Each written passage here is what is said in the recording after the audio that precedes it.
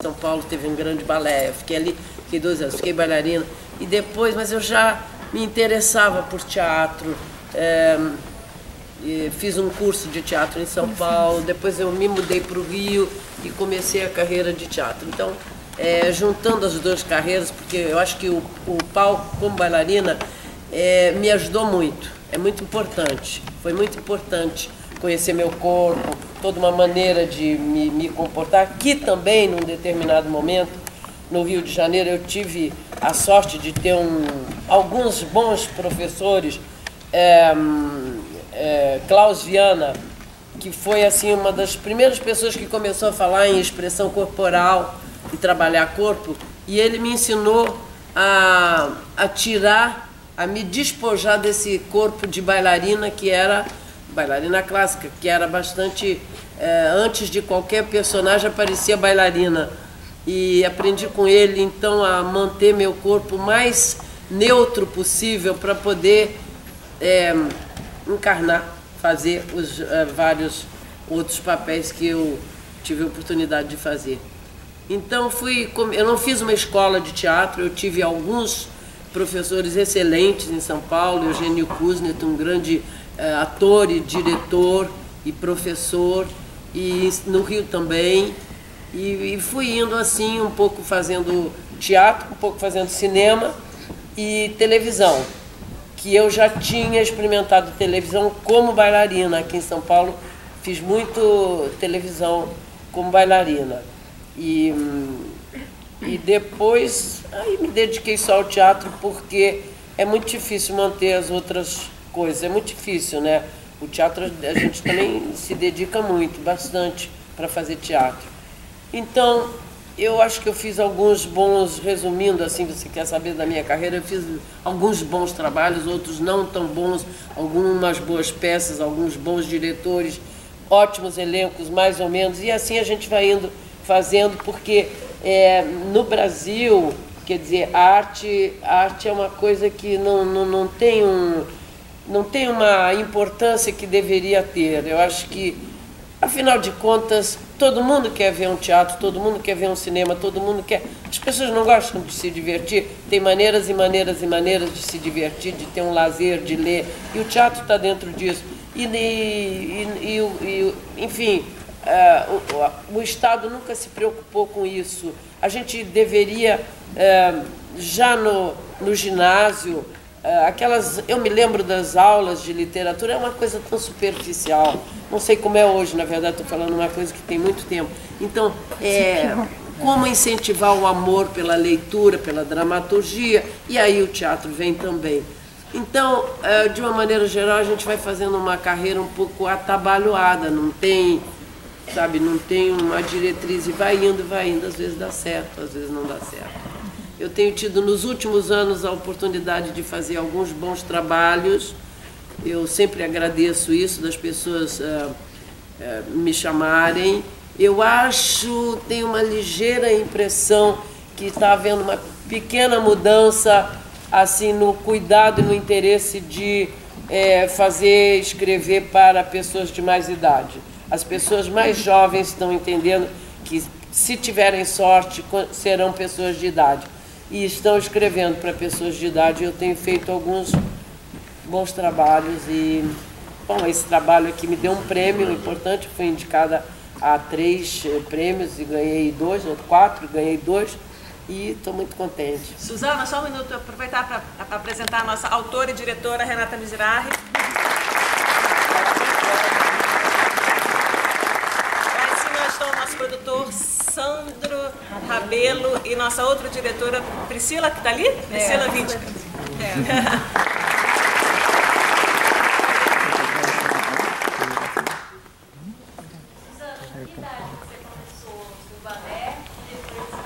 Pois é, o balé eu comecei um pouco tarde, com quase 15 anos, é um pouco tarde.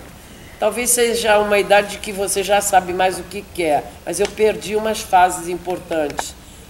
Talvez, assim, para todo mundo compreender, aquela fase que você não tem vergonha, que é mais cedo, você não tem critério nenhum, aquela fase que você se atira para fazer uma cambalhota, com 15 anos você não se atira para fazer uma cambalhota, entendeu? Eu perdi fase, mas recuperei por outro lado, e quando bailarina, os meus maîtres, meus professores, sempre percebiam que eu podia fazer uma coisa dentro do balé de mais interpretação. Eu comecei tarde como aprendendo, então, mas eu fiz assim um aprendizado muito rápido. Eu, com 17, 18 anos, era uma bailarina profissional, boa, não extraordinária, mas boa bailarina. Não, é verdade. Lembrando que a Eva Vilma era bailarina também. Eva Vilma. Pois é, tem uma história que é assim. Quando eu vim para São Paulo para entrar nesse balé do Quarto Centenário, era a minha ideia, porque esse balé já tinha começado em São Paulo, acho que uns 2 ou 3 meses. Por algum motivo, tinha 2 vagas, ou 3, 2 ou 3 vagas, e alguém me disse isso, que tinha 2 ou 3 vagas. E eu me mandei para cá com uma amiga, para lá, para São Paulo. Me mandei com uma amiga e exatamente acabei entrando no lugar da Eva Vilma. Já existiam 2 coreografias quase prontas, estou falando 2 de 16, 2 coreografias já estavam quase prontas, e a Eva Vilma, acho que não estava mais interessada, já tinha outros compromissos, não me lembro direito. Então ela saiu e eu me lembro que entrei no lugar dela. E é muito engraçado porque quando a primeira peça que eu fiz se chamava Ó Que Delícia de Guerra, eu entrei no lugar da Eva Vilma. Eita. Pois é, nessa ocasião a Eva Vilma, que eram 5 mulheres e acho que tinha 18 homens, essa peça é uma peça muito interessante, é uma peça inglesa. A Eva Vilma estava muito triste porque o primeiro marido dela tinha comprado os direitos de uma peça americana, e ela não queria sair do Ó Que Delícia de Guerra, ela não queria sair, mas ela tinha que sair porque estava acabando o prazo, estava vencendo como é que se diz, avaloar, né, o direito de montar a peça, e ela saiu, eu entrei no lugar dela. Ela foi a minha primeira diretora, eu não fui ensaiada pelo diretor, que era, esqueci o nome, Demar Guerra, que ele estava já fazendo outros trabalhos. Aí a Eva Vilma me ensaiou, entrei no lugar dela. E ela foi fazer uma das coisas que deu muito sucesso para ela, uma peça chamada Blackout, que ela não queria fazer. É assim, de vez em quando a gente faz umas bobagens, de vez em quando a gente acerta. Ela acertou bem, foi ótimo. Aqui, Boa noite, então, tudo bem? Ela foi um pouco bailarina nesse, ela não chegou a dançar nesse balé, mas ela participou de 2 meses nesse balé. Boa noite, tudo bem? Primeiramente, parabéns pelo espetáculo, foi maravilhoso. Esse espetáculo que vocês fizeram, ele é muito rico. Ele se passa num ambiente só, ele se passa numa noite só, e ele é totalmente dinâmico, de uma velocidade muito boa. A gente não sabe se a gente leva para o trágico, se a gente leva para a comédia. Eu queria saber como foi o processo de montagem, como foi a leitura. Tenho 2 perguntas, na verdade. Como foi o processo de montagem, como foi a leitura, a discussão, e dentro da discussão, como vocês levaram como atores e como pessoas, porque essa peça a gente confronta um conflito, a gente enfrenta um conflito de gerações, de conceitos, né? E eu acho que o papel do ator vocês fizeram aqui, que é alfinetar um pouco a gente. Eu acho que não é o que vocês não fizeram, que foi passar algum sermão ou decidir em que lado está, mas vocês alfinetaram a gente para a gente tomar um pouco de consciência e falar, opa, se olhar, né, enfrentar os conceitos definidos que a gente tem. Eu queria saber mais ou menos isso. Falar? Não precisa ser eu sozinha. Todo o elenco, se puder. Que é uma coisa bem de elenco mesmo, de grupo, sozinha, exatamente. Né? É um grupo aqui, um elenco muito legal. Com certeza. Quer falar? Bom, para mim foi o que foi importante, começo, né, as leituras, a compreensão toda e tal, mas o que foi muito importante para eu fazer a construção da Clara foi ver a Beatriz, né, que é a pesquisadora realmente que pesquisou esse tema, a primeira a pesquisar esse tema aqui no Brasil, a Beatriz Cusny, e ela escreveu um livro, Baile de Máscara, eu li, e um dia ela foi assistir o ensaio. Aquilo ali foi muito interessante, porque eu percebi muito do jeito dela, como ela... Porque até então, eu tinha uma ideia de que uma historiadora tinha um olhar meio distanciado, assim, que não se envolvia emocionalmente com aquilo. E vê-la falando foi essencial para mim, porque como aquilo era vivo dentro dela, sabe? Ela até hoje defende esse cemitério. Né? Até hoje ela luta para aquilo continuar lá em Inhaúma, para não ser... O primeiro cemitério judaico do Rio foi o cemitério das prostitutas. Que elas se juntaram, elas que se organizaram. Como elas queriam, pelo menos em morte, ter os rituais. E a Beatriz, quando viu o ensaio, ela chorou, ela se emocionou, ela se envolveu. Falou da família dela também, e aquilo foi muito importante para mim, assim. Então eu falei, não, isso toca mais fundo nela, assim. Enfim, família, né? Tem várias semelhanças com as nossas também. Tem um ponto que é universal do tema, né? Que é você se confrontar com a possibilidade do preconceito, seja qual for o assunto. E dentro de uma família isso é muito forte, porque é onde as pessoas cresceram ouvindo as outras dizerem aquilo ali. Se no momento aquilo vem numa explosão, todo mundo se depara, cada um do seu jeito, com a possibilidade de você ter uma ideia preconcebida sobre uma coisa e não querer nem saber mais sobre isso. Isso pode ser sobre qualquer assunto. Né? Particularmente o meu personagem, ele é um pouco à parte. Ele não chega a ter contato com a noção de que ele está sendo preconceituoso de tão fora da casinha. Batatinha, meu. Mas é o que acontece com a família inteira. Né? Então, nesse sentido é muito bacana, porque a gente está falando de um tema específico, de uma situação específica dentro do tema da cultura judaica, mas a forma como é feito é absolutamente universal. Então todo mundo se identifica. E pelo como o caminho é atemporal. Vocês podem fazer essa peça que há 20 anos vai tocar pessoas ainda. Isso é pior, né? Eu não sei se a peça é boa ou se o mundo que não tá tão bom. Mas é verdade. Mentira, né? Tanto preconceito como esse outro assunto gravíssimo do tráfico de mulheres. Exatamente. Sem contar o machismo. Que ainda hoje, com todo tipo de divulgação que se faz sobre isso, ainda umas mulheres acreditam que vão ganhar $6.000 sendo babá ali, não sei aonde. Coisa de louco. E como é uma coisa que envolve muito dinheiro, muita gente está ganhando e tem maior interesse que não se fale nada. Boa noite, eu queria parabenizar a todos, né? E eu passei, você falou de identificação, né? Quando eu era cheia de verdades, na minha vida eu tive uma revelação, né? Não dessa natureza, uma bombástica, e eu era assim, como você falava, eu sou assim, ainda falava, cheia das verdades, né? Até você, e o silêncio, essa transição que você faz de ficar falando, ter preconceito, e de repente o silêncio que você ficou abismada mesmo. Eu me identifiquei muito, porque eu estava rindo do seu jeito de falar, assim, parece que a gente veio falando parece disso. mãe de alguém, né?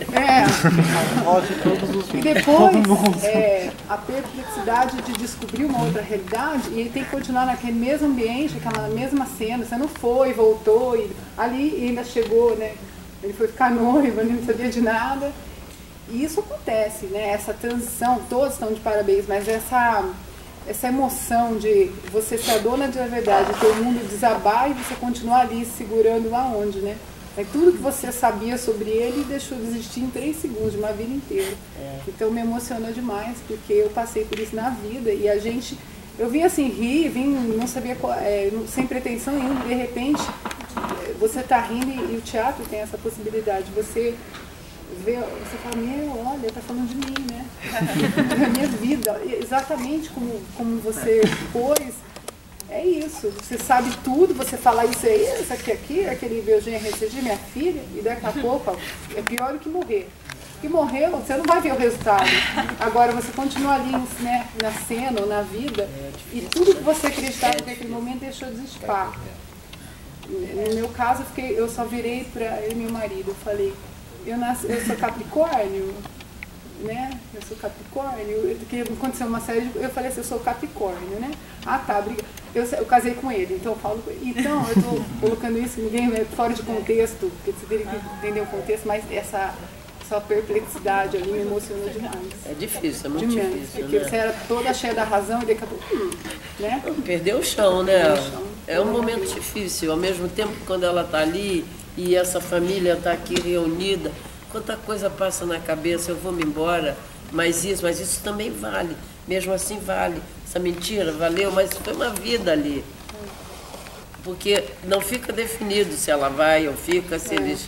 Né, sentou ali, mas é um horror. Né? Agora, isso é o mérito da autora, né? Que conseguiu dar realmente essa abertura.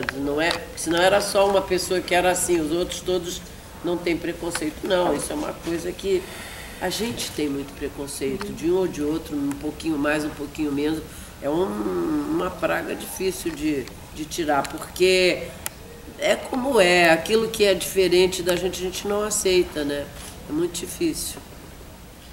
Como é que a comunidade judaica no Rio, por exemplo, que deve ter muitos descendentes de um lado e de outro, né? De pessoas como a tua personagem, tem um preconceito muito grande e descendentes dessas mulheres.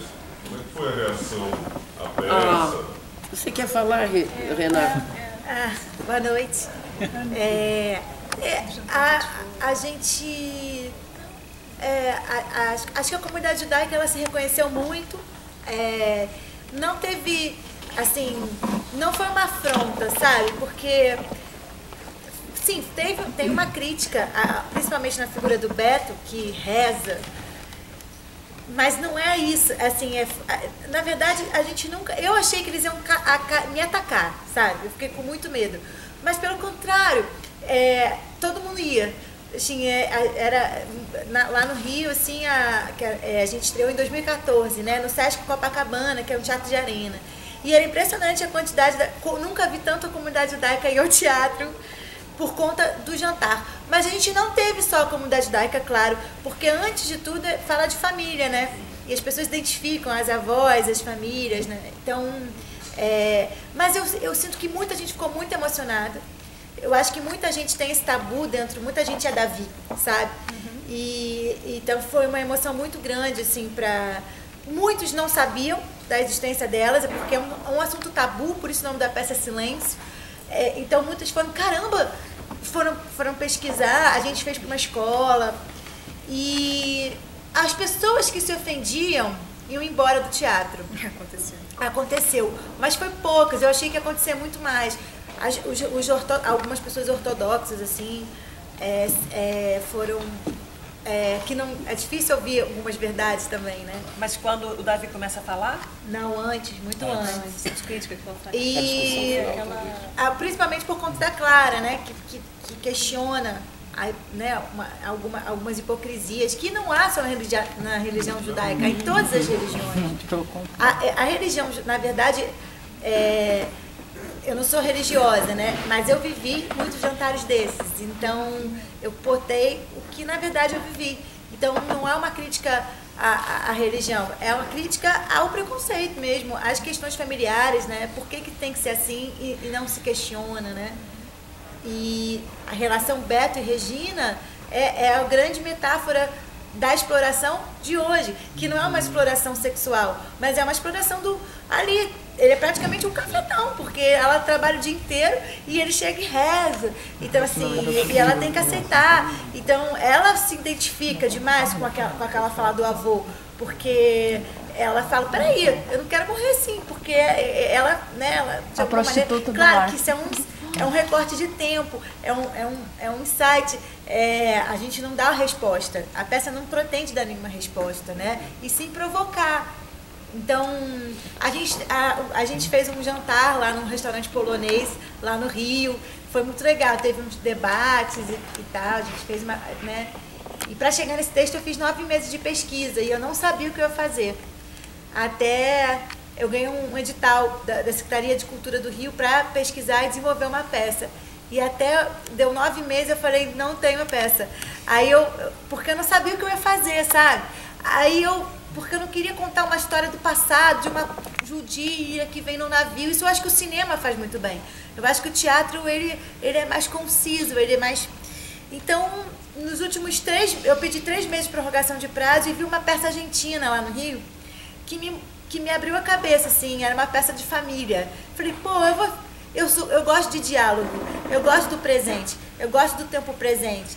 Então eu pensei, não, já sei, eu vou escrever sobre hoje, o quanto que isso hoje é um assunto tabu, porque eu vivi situações na pesquisa onde muita gente não quis me dar informação. Então vou fazer essa família. E aí fiz a família. Nos últimos 3 meses quer dizer, então foram 12 meses, assim, porque 9 meses eu fiquei procrastinando. Eu fiquei com medo de escrever, sabe? E aí um ano, acho que a gente demorou 2 anos tentando captar, e a gente estreou em 2014 com um patrocínio da Eletrobras. E aí a gente está fazendo a peça, graças a Deus, direto.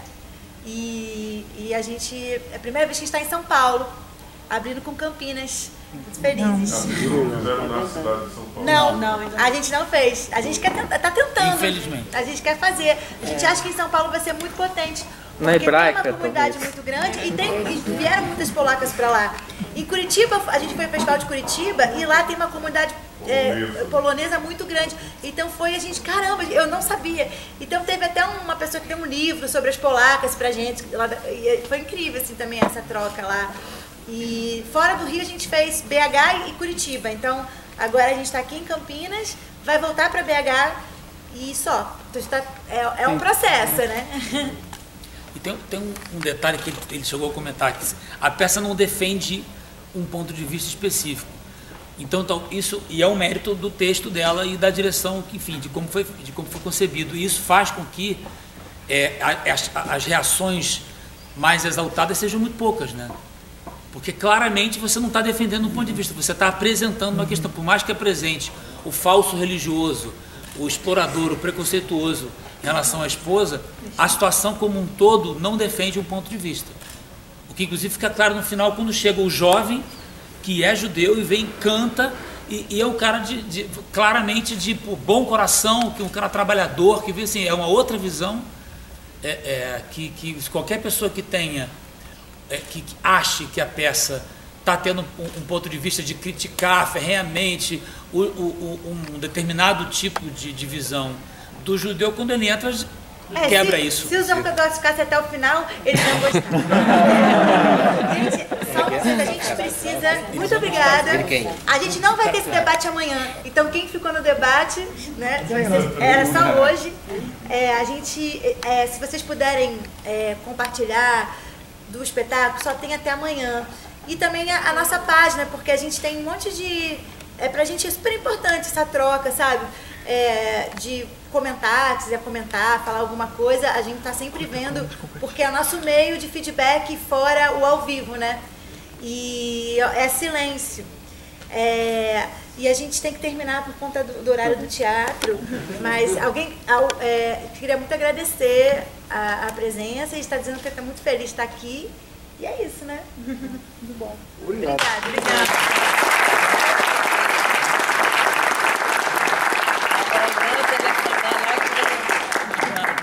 Não, mas é